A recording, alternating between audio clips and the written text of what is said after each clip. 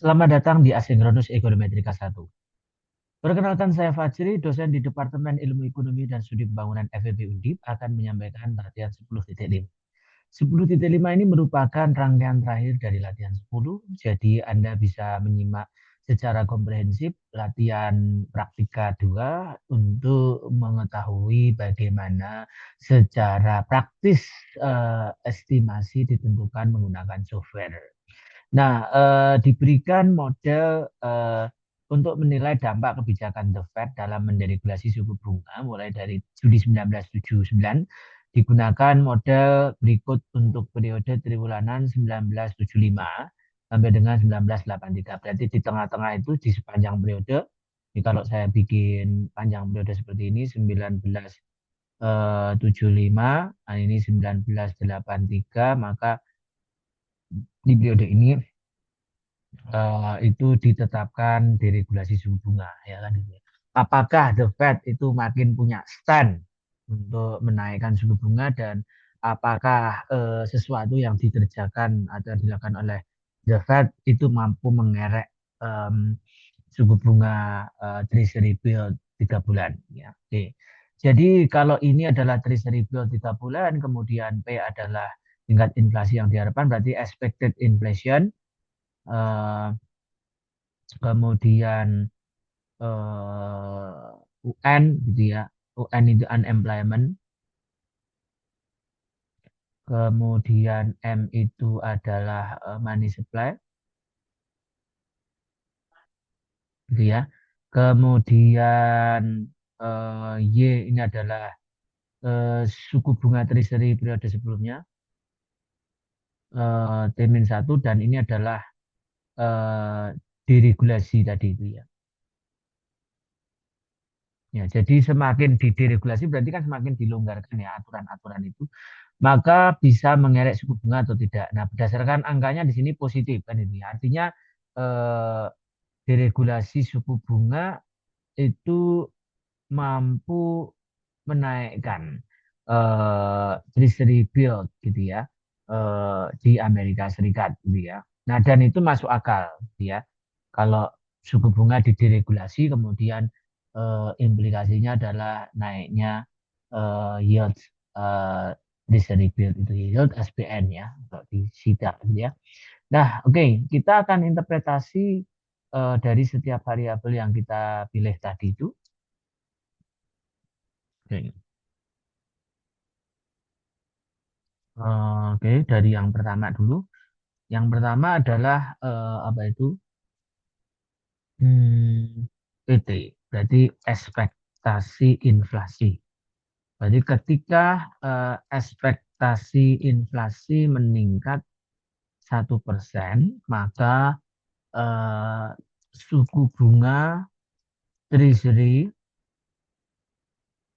bill gitu ya, 3 bulan menurun sebesar 0,1328% dengan asumsi ceteris paribus. Saya pikir gampang sekali ya. Dengan asumsi faktor-faktor yang lain tetap. Kemudian apalagi ini UN. UN ini pengangguran. Jadi ketika tingkat pengangguran ya kan, meningkat 1%, maka suku bunga turun sebesar 0,7102 ya, persen dengan asumsi ceteris paribus. Kemudian yang ketiga itu adalah CUB ya. Jadi CUB ini adalah basis moneter. Ketika basis moneter meningkat 1%, ya, asumsikan ini semuanya persentase ya, persentase semuanya ya. Eh, Kalau misalnya di sini tidak diketahui satuannya, ya silakan Anda sesuaikan dengan variabel-variabel yang lain. Tapi kalau di sini ada satuannya, satuannya misalnya rupiah gitu ya, sertakan rupiahnya berapa. Ketika basis moneter meningkat 1%, maka suku bunga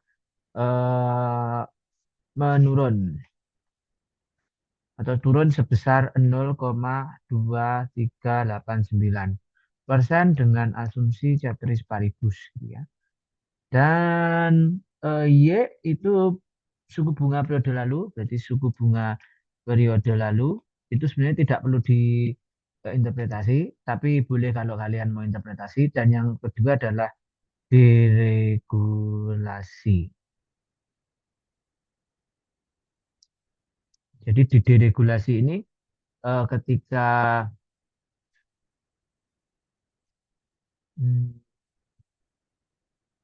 deregulasi suku bunga dilakukan oleh the Fed, maka suku bunga T-bills 3 bulan lebih tinggi.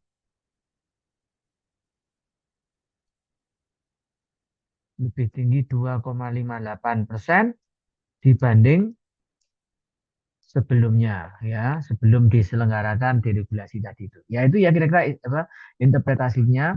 Nah, berarti dampak deregulasi seperti apa kalau melihat hasil ini? Nah, ini cukup sederhana ya, berbeda dengan apa yang kita ajarkan di kelas. Kalau di kelas itu kan modelnya sengaja saya interaksikan karena ada joint probability. Anda ingat-ingat itu ya.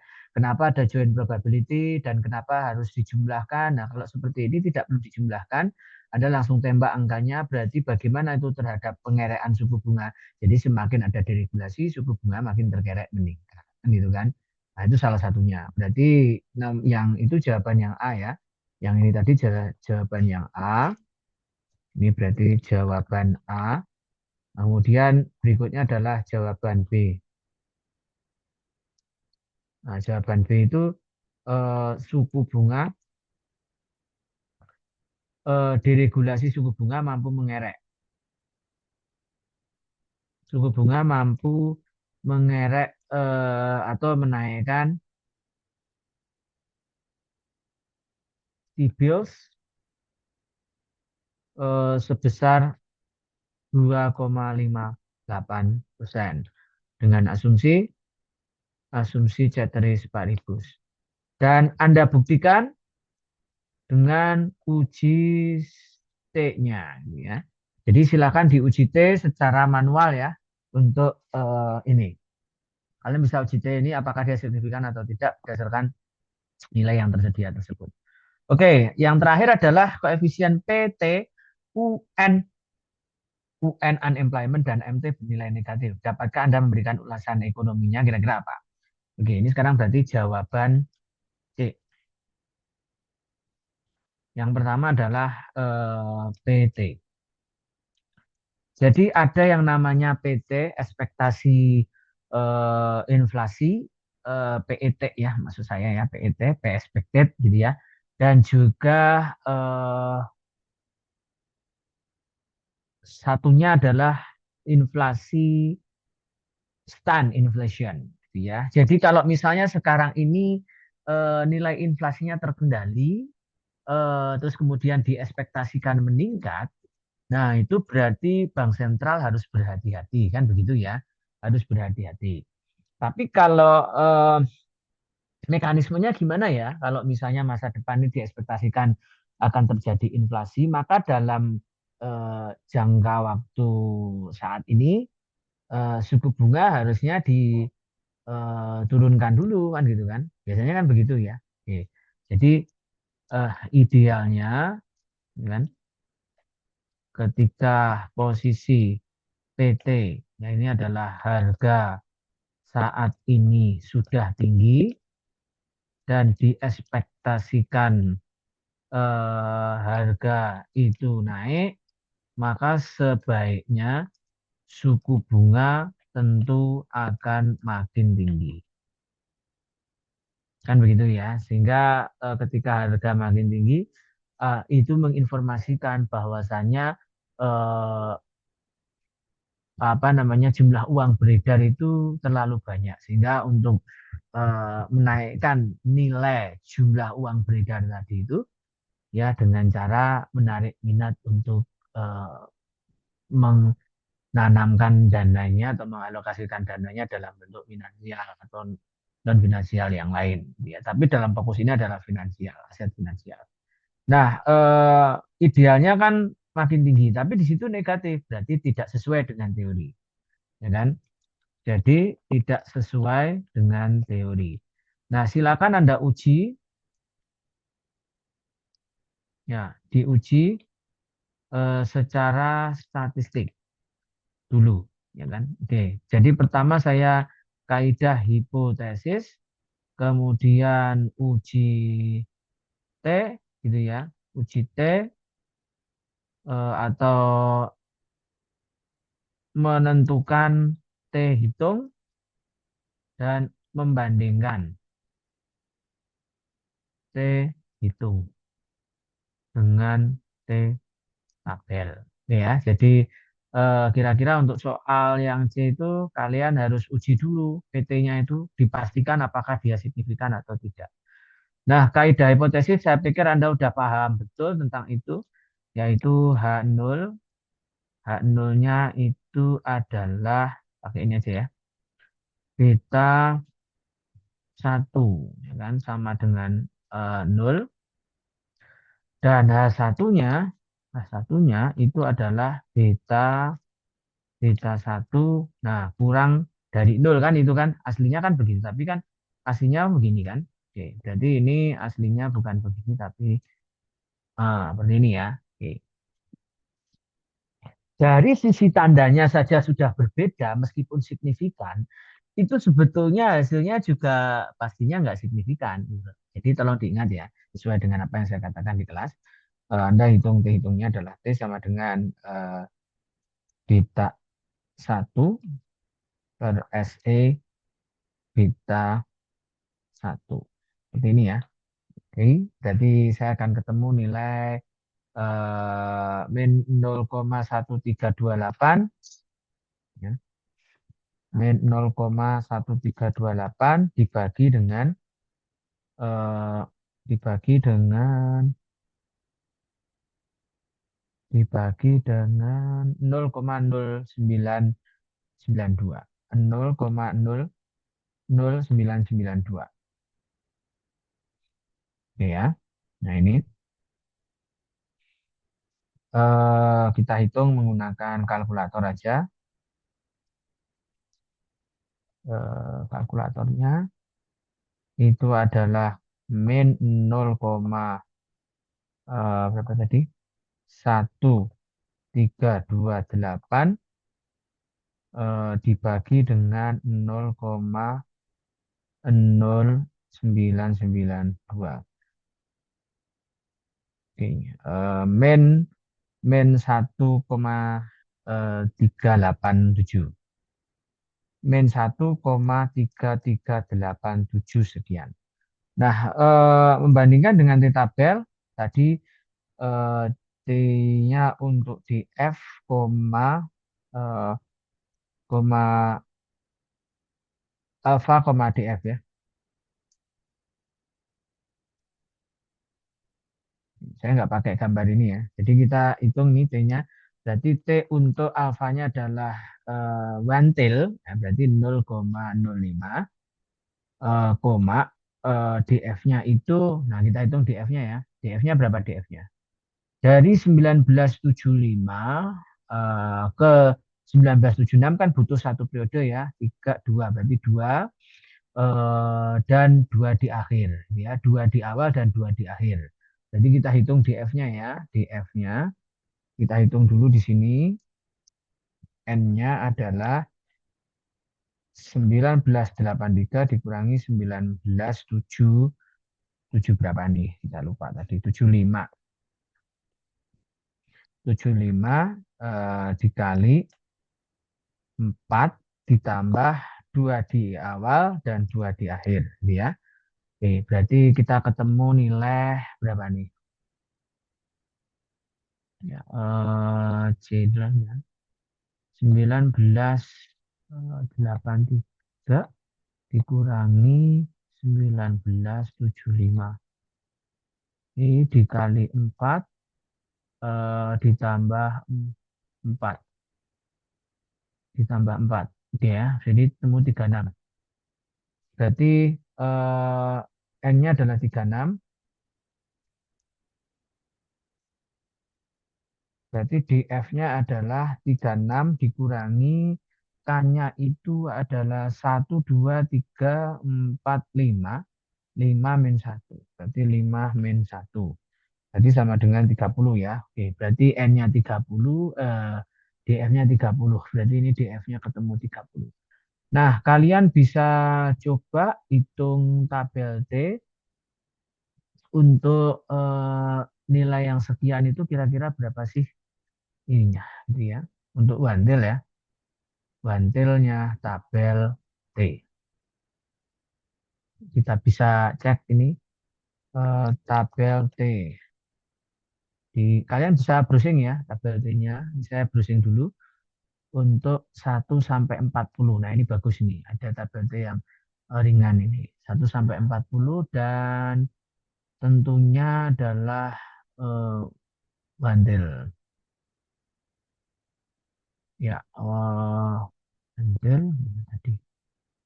Nah, ini DF-nya itu berarti berapa tadi 30 ya. 30 itu ketemu 2,04 ya kan? Nah, 2,04. Min 2,04 gitu ya. Nah, kalau Anda bandingkan besar mana? Oh ya besar ini, kan itu kan ini berarti ada di ini. Berarti kan kalau diarsikan, nah berarti kalau kita gambar ya, diarsikan seperti ini. Oke, sorry. Kita gambar dulu arsirannya. Nah, kan? Kan min 2,04, arsirannya kan di sini. Tapi angkanya ketemunya di sini nih. Min 1,338. Berarti kan H0 tidak ditolak kan gitu ya. H0 tidak ditolak kan gitu kan. Oh, berarti H0-nya tidak ditolak kan itu ya. Nah, berarti dia tidak berbeda dari ini. Sebetulnya dia tidak signifikan. Ya, berarti tidak signifikan. Berarti tidak perlu diinterpretasi untuk yang ini. Berarti idealnya harusnya kan PT naik, harusnya kan suku bunga juga ikut naik, ya kan, untuk mengantisipasi itu supaya dan kebijakan tetap berlaku. Oke ya, itu yang nomor satu. Sekarang yang nomor dua, apakah secara intuisi ketika unemployment naik, kemudian diikuti oleh naiknya suku bunga, kita cek lagi nomor dua ya. Jadi ini nomor dua. Kita bikin yang nomor dua.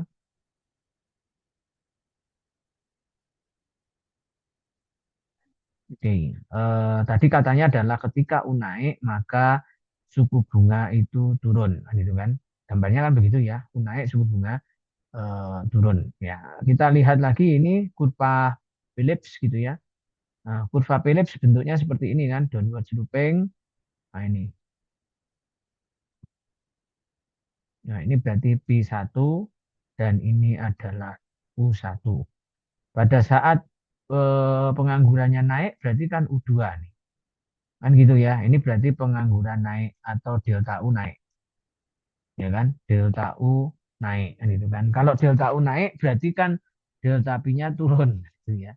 Oke, delta P-nya turun kan gitu kan. Delta P-nya turun. Kita ingat bersamaan Fisher berarti R sama dengan I sama dengan R plus P. Jadi kalau eh, apa namanya si ini naik gitu ya, berarti kan P-nya turun. Nah, berarti P-nya turun, berarti ininya juga pasti turun. Pada saat ini kita asumsikan konstan. Nah, berarti sesuai teori untuk yang Phillips tadi itu, yang U ya gitu ya. Berarti yang U sesuai teori. Jadi bahwa ketika pengangguran turun, maka sebetulnya yang terjadi, pengangguran naik gitu, yang terjadi inflasi itu makin terkendali ya.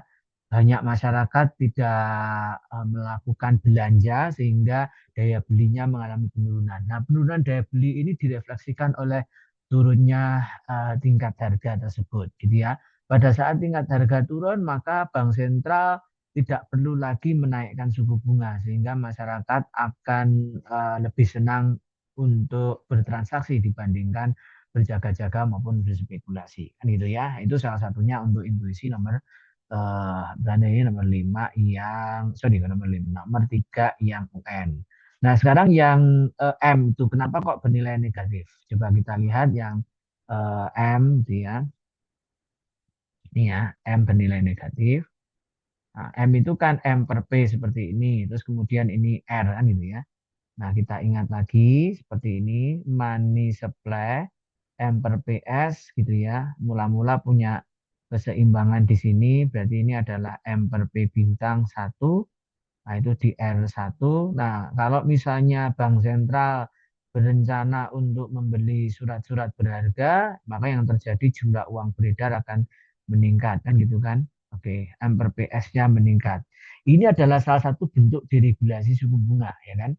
Kalau misalnya Bank Sentral membeli SBN sebanyak mungkin, maka suku bunga akan turun seperti ini. Kita ingat bahwasanya R plus P seperti ini kita asumsikan konstan, ini turun, nah maka ini turun pada saat money supply-nya bertambah. Berarti delta M per P-nya naik akan mengakibatkan delta R-nya turun, ya. Nah, ini sesuai dengan teori karena apa? Karena ketika jumlah uang beredar naik, maka harga uang atau suku bunga itu sekarang tidak ada harganya lagi, gitu ya. Sehingga nilainya relatif lebih murah. Meskipun tidak turun secara langsung, tapi relativitas lebih murah itu tercermin dalam koefisien yang negatif seperti di atas tadi. Nah, kira-kira begitu ya teman-teman ya untuk penjelasan teknis di dalam aplikasinya ekonometri dummy variabel dalam time series. Nah, secara detail Anda buka lagi catatan Anda di kelas seperti yang telah saya sampaikan, mencakup Dimfoods, kemudian yang lain-lain itu. Nah, itu adalah bagian penting untuk menjelaskan bagaimana mekanisme ketika harus diinteraksikan satu sama lain. Mungkin itu teman-teman, silakan Anda simak video praktikum yang ada di bulan untuk memperkaya diri Anda pemahaman bagaimana cara mengestimasi dengan benar. Terima kasih.